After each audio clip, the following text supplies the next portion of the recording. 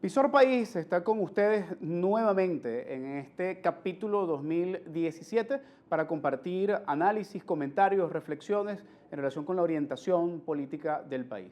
En este sentido, los invito a que veamos este segmento del programa Zurda Conducta que hemos tomado de hace algunos días, que además también tuvo una extensión después en el Mazo Dando, pero vamos a escuchar primero lo que dicen los de Zurda Conducta y especialmente Diosdado Cabello, y vamos a hacer un análisis sobre estos comentarios. A propósito, creo que el 7 de febrero hay un evento en Estados Unidos de estas ONG, se me olvidó ahorita el nombre. Freedom House. Freedom House, y va para Papán Nick Merevans. ¿Quieres el afiche? Yo vi el afiche. Gracias a Caroli por ahí. Si quieres el afiche, se lo Mándame el afiche para ponerlo, por favor. Compadre, este teléfono es una maravilla. Si los escuales supieron. No, es que yo agarré el teléfono de superpoderes. Ya va, compadre. ¿Tú te imaginas las conversaciones en ese teléfono? Ya va. Aquí está, dale. El afiche, ese hay que mostrarlo. Aquí está. Ya, deja que ponga esto un poquito más grande, compadre. No sé cómo se hace. No, yo. Ya va, compadre. No puedes meter la mano aquí así. ¿Qué te pasa? Eso no es así nada más. Muestre. Ya va. Ya va, sigan hablando, pues. Cosas están pasando. No, es que está todo el mundo como tenso, ¿no? Todos estamos Mira, esperando. deberías hacer una sección en el programa que se llama el teléfono de Diosdado. Aquí está. Y puedes bajarlo un poquito, Revelas las conversaciones. El teléfono de Diosdado, viste, te di una nueva idea. Por favor, Canorea, por favor, anótala. Venezuela, callejón sin salida. Aquí está. Callejón sin salida. Pónchalo ahí. Mira quién está. Milhouse. ¿Y con quién está? Nick Merevan, Armando Armas y José Gregorio Correa, diputado de la MUF. ADECO, Voluntad Popular. Mira, dice, Venezuela callejón sin salida, la crisis, la comunidad internacional y los desafíos de la reconstrucción. Venezuela está al borde del colapso luego de 3 años de recesión, hiperinflación, crecientes tensiones sociales y el Estado de Derecho prácticamente ausente. Lo que hace la izquierda. ¿Por qué aquí no invitan, por ejemplo, a un Luis Brito García? Ojo, no es que Luis Brito quiera ir a un para allá, evento. no. Pero la arrastrada que le va a echar todo ese conjunto. Estos son intelectuales. Son intelectuales. No, estos son Yo intelectuales. les Estos llamo- tres altos intelectuales. Yo les llamo intelectuales muy sodomizados por parte de la derecha.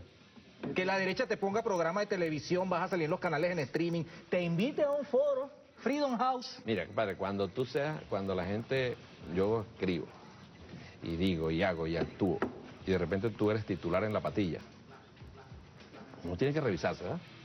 ¿En qué me equivoqué? Creo que ¿Qué me equivoqué? Porque el enemigo no utiliza nuestra palabra si en verdad lo está diciendo bien. O ellos dijeron hoy temprano en todas esas páginas, a Diosdado dicen que le dio un infarto. ¿Alguno de ellos corrigió después? Nadie. Ninguno. Queda como la tela de duda ahí. Yo creo que Como el caso del 23 de enero ayer, que Claro, de la iglesia, no sé qué cosa. que atacaron, bueno, el Chubo Torreal lo publicó una cantidad Y los obligaron a escuchar. Yo me recordé de... Tenemos el video, es mentira, tenemos el Vamos a video. pasar después el link. Yo me acordé de, ¿cómo se llama esto? De la toma de Mundo Nuevo allá en Anzoátegui por la guerrilla a finales de los 70. Salió y reunieron al pueblo y le dieron una arenga. Entonces dije, seguro que los colectivos están haciendo el trabajo. Pero son así, Chubo Torreal sacó una foto de una cosa que supuestamente pasó en Caracas, y la cosa es en la marcha del 23, colectivos, él estaba por allá en Barquisimeto. Oiga, yo creo que ni intelectuales llegan a estos tipos, o sea, fueron el caballo, ellos intentaron, en medio de la guerra económica, en el momento más crítico de Diosdado, intentaron ser el caballo de Troya para que la gente traicionara la revolución. Y a esos niveles llega la conciencia del pueblo, ¿no? Que a no pisar este perro. Claro, no. Que ha venido sirviendo el capitalismo para que la gente se olvide, pues, de que acá hay un trabajo ideológico. Mira, y dentro de eso, yo insisto en el tema de la unidad, de la unión nuestra. Nosotros somos, bueno, ¿qué te digo? Nos va a tocar la misma trinchera a nosotros. Ellos no, ellos son de la oposición y son el adversario y no están en la misma trinchera. Y si lo meten en una trinchera, se matan entre ellos. Ahora, nosotros debemos defender nuestras posiciones juntos. ¿Que hay problemas? Claro que hay problemas, mano. Diosdado, cuando yo fui asesor de la Asamblea Nacional, de la presidencia de la Asamblea Nacional, y tú eras presidente de la Asamblea Nacional, yo te mandé un papel de trabajo sobre la ética política. Creo que es importante que vuelvas a revisarla. Por algo me lo pediste, por algo te agradó el hecho de que te haya mandado ese documento. y me agradeciste mucho el contenido que se pasaba en ese documento, ¿no? Además lo ibas a utilizar para la Academia Militar, si más no me equivoco. En todo caso, Diosdado, creo que hay que hacer algunas precisiones importantes en relación con este tema. En la alusión personal a la que haces en relación a mi asistencia a la Universidad George Washington en la capital del imperio, sí, efectivamente, yo voy a asistir como he asistido ya a varias conferencias, tanto en Boston como en Nueva York, sin ningún tipo de prurito, absolutamente público, de manera absolutamente transparente. No tengo absolutamente nada que ocultar. Lo que voy a debatir allá, incluso ya por Twitter te lo he mencionado, voy a denunciar la polarización, voy a denunciar la mala gestión del gobierno de Nicolás Maduro que tú cogestionas.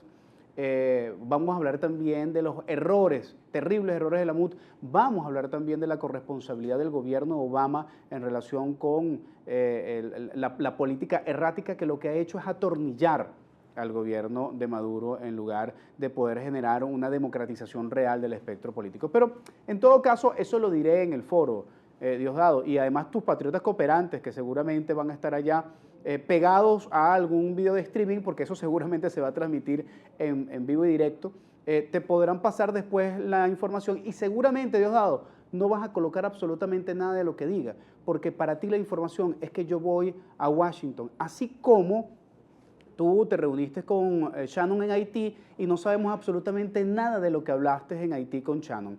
Aquí lo estamos viendo, Diosdado Cabello se reunió en Haití con el consejero de los Estados Unidos, Thomas Shannon. En todo caso, ahí solamente hay una foto, tú muy sonriente al lado de Shannon.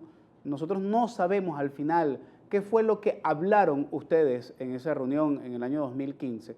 Te aseguro que mi actividad va a ser absolutamente pública. Pero lo lamentable al final es que utilices todos estos tipos de recursos y de elementos para descalificar a un sector de la población que hoy está absoluta y profundamente decepcionado del gobierno del presidente Maduro.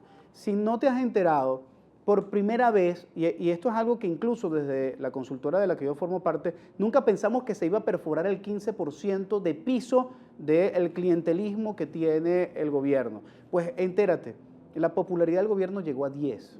¿Qué quiere decir eso? Eso quiere decir que ustedes pasaron al subsuelo de la popularidad, ya entrando en el inframundo. Y es exactamente esa gente que votó por Chávez, esa gente que votó por Maduro, la que hoy está criticando la gestión de ustedes. Sí, yo creo profundamente en ese pueblo del que ustedes dicen creer, pero ustedes se burlan de él al tratar de insinuar que es torpe, que es bruto, que no tiene la capacidad de identificar y de diferenciar claramente las posturas. Pero vamos a hacer una cosa, vamos a hacer una pausa en este momento y en el próximo segmento vamos a profundizar estas y otros elementos que causan esa profunda decepción del pueblo venezolano.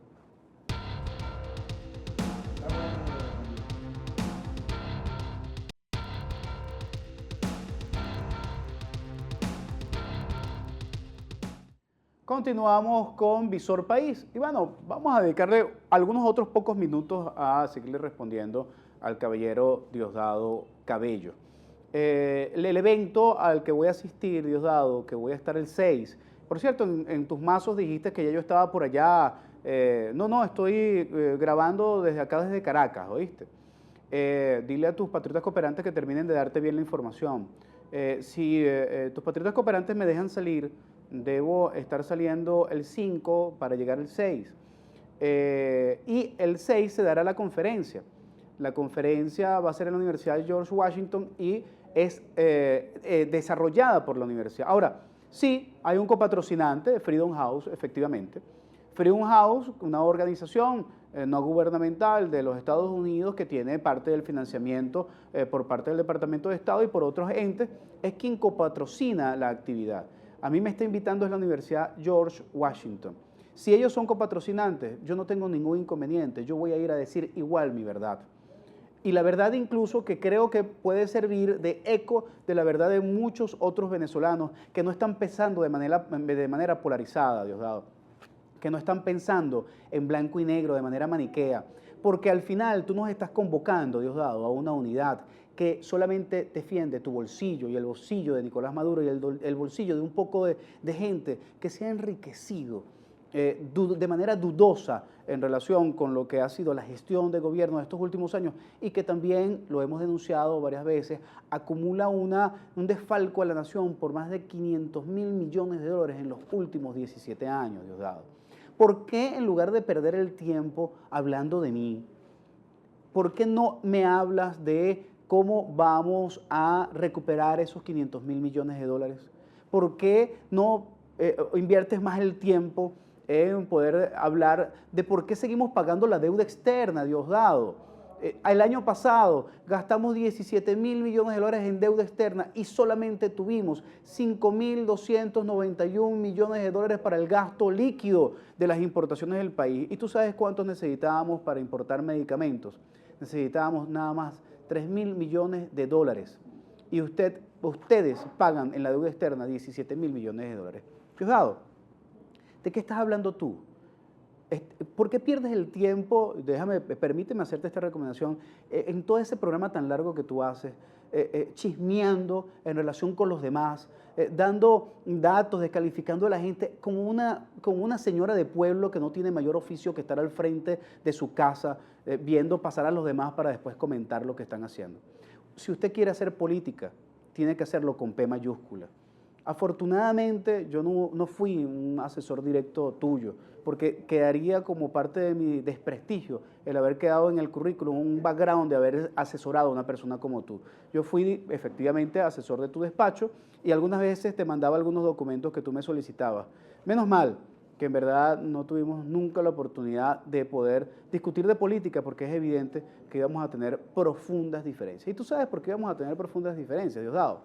Porque lo que ha desarrollado el gobierno en esta etapa ha sido el desmontaje de las políticas sociales, entre otras cosas.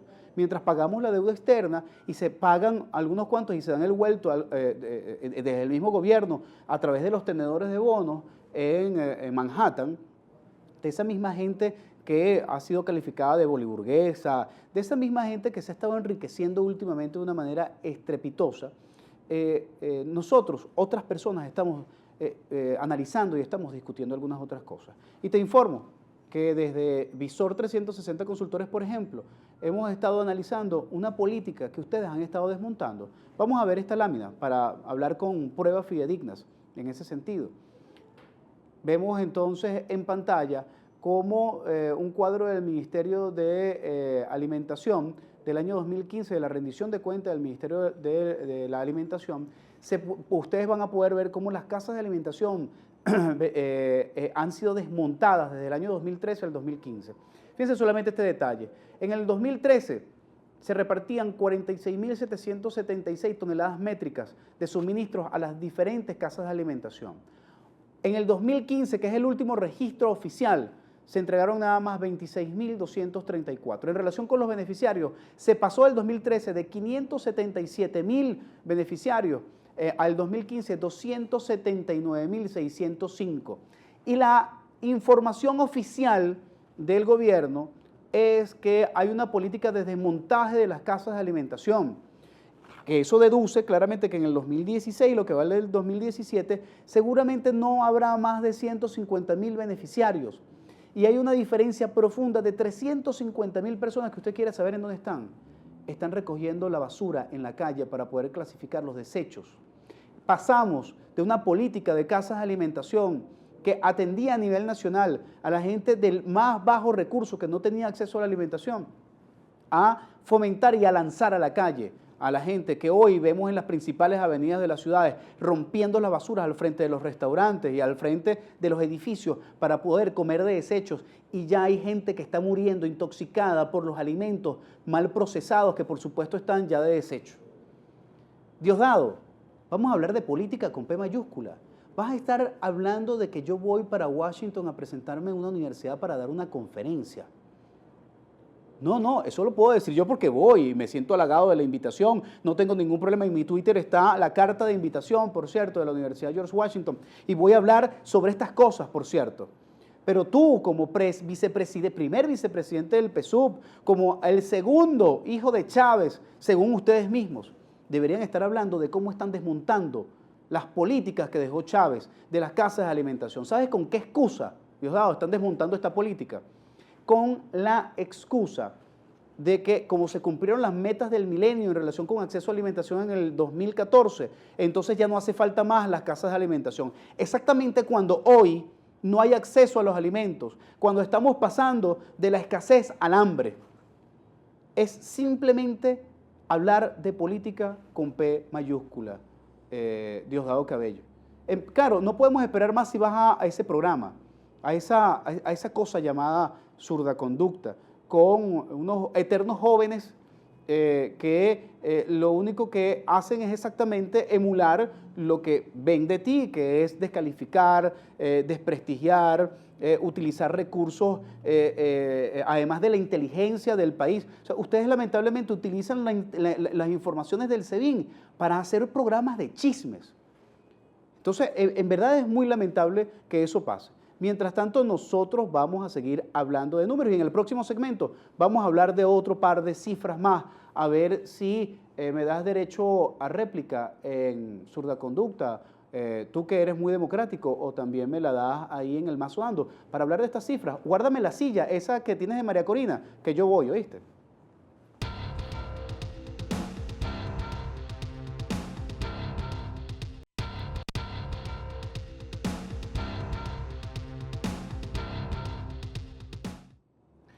Vamos a hablar del socialismo de Diosdado Cabello y vamos a un poco interpretar estas claves fundamentales para poder interpretarlas. Vamos al primer cuadro que tenemos para este segmento. Este cuadro es un cuadro tomado del INE que hace referencia a dos elementos determinantes para poder medir la pobreza. Hay dos tipos de indicadores, uno que es la necesidad básica insatisfecha y otro que es la línea de pobreza de ingreso.